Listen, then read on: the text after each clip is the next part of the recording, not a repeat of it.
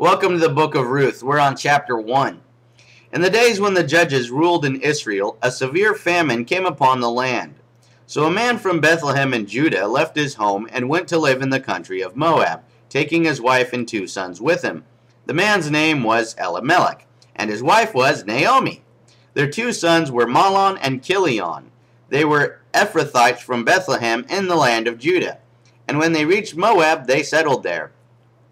Then Elimelech died. Already?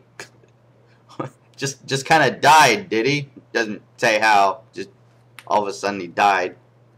Oh, what a short-lived character, right? So, yeah. Then Elimelech died, and Naomi was left with her 2 sons. The 2 sons, excuse me, the 2 sons married Moabite women. One married a woman named Orpah, and the other a woman named Ruth. But about 10 years later, both Mahlon and Chilion died. This left Naomi alone without her 2 sons or her husband. So now Mahlon and Chilion are dead. That again doesn't say how, that they're just dead.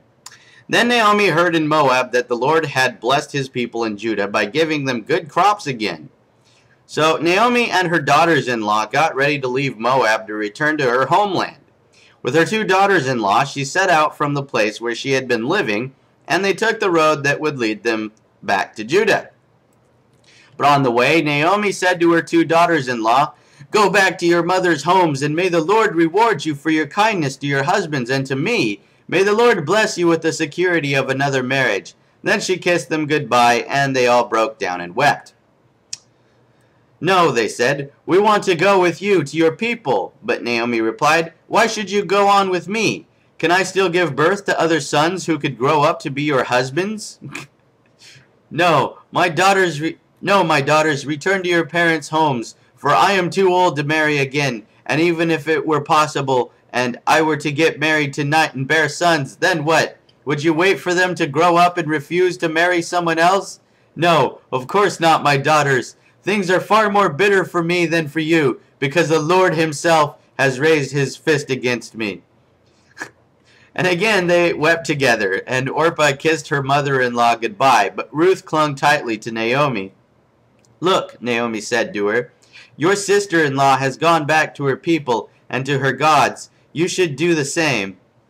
But Ruth replied, "Don't ask me to leave you and turn back.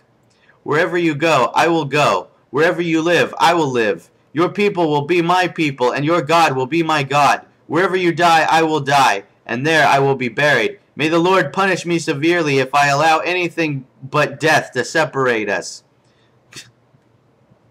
When Naomi saw that Ruth was determined to go with her, she said nothing more. So the 2 of them continued on their journey. When they came to Bethlehem, the entire town was excited by their arrival. "Is it really Naomi?" the women asked. "Don't call me Naomi," she responded. "Instead, call me Mara, for the Almighty has made life very bitter for me. I went away full, but the Lord has brought me home empty. Why call me Naomi when the Lord has caused me to suffer and the Almighty has sent such tragedy upon me?" Maybe because that's your fucking name. So Naomi returned from Moab accompanied by her daughter-in-law Ruth, the young Moabite woman. They arrived in Bethlehem in late spring at the beginning of the barley harvest.